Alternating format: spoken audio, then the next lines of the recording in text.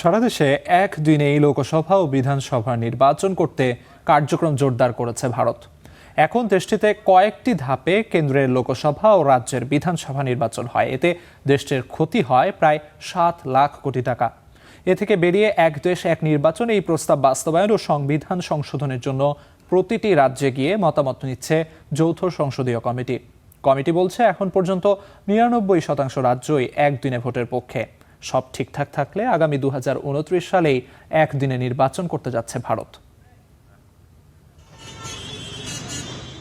আয়তনে বিশ্বের সপ্তম দেশ ভারত। 147 কোটিরও বেশি জনসংখ্যা নিয়ে বিশ্বের 1 নম্বর।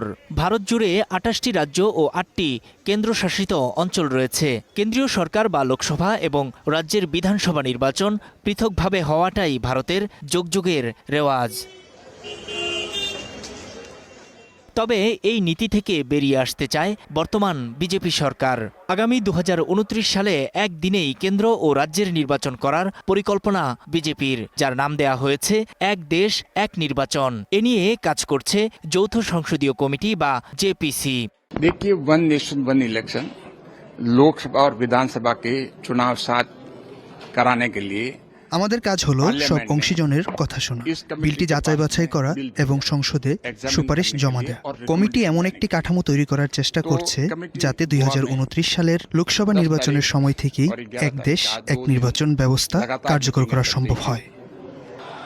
এই ব্যবস্থায় লোকসভার পাশাপাশি বিভিন্ন রাজ্যের বিধানসভা নির্বাচনও একসাথে করার প্রস্তাব রাখা হচ্ছে।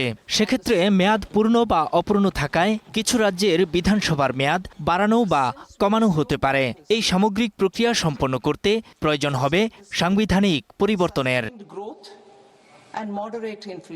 2024 সালের সেপ্টেম্বরে সাবেক প্রেসিডেন্ট রামনাথ কোবিন্দ 18,626 পৃষ্ঠার এক প্রতিবেদনে 2 ধাপে নির্বাচন করার প্রস্তাব দেন।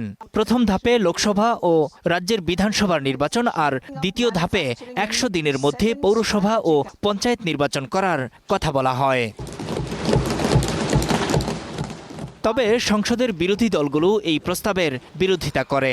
পরে বিলটি পর্যালোচনার জন্য যৌথ সংসদীয় কমিটির কাছে পাঠানো হয়। সংসদীয় কমিটি এখন পর্যন্ত মহারাষ্ট্র, হিমাচল, পাঞ্জাব, হরিয়ানা ও গুজরাট সহ 9টি রাজ্যের মতামত সংগ্রহ করেছে। 15 জুলাই পর্যন্ত উত্তরপ্রদেশে বৈঠক করবে জেপিসি। দেশজুড়ে পরামর্শ শেষে চূড়ান্ত প্রতিবেদন জমা দেয়া হবে সংসদে। এরপরই স্পষ্ট হবে 2029 সাল থেকেই ভারত এক দেশ এক নির্বাচন ব্যবস্থা চালু করতে পারবে কিনা। নূর মোহাম্মদ, স্টার নিউজ।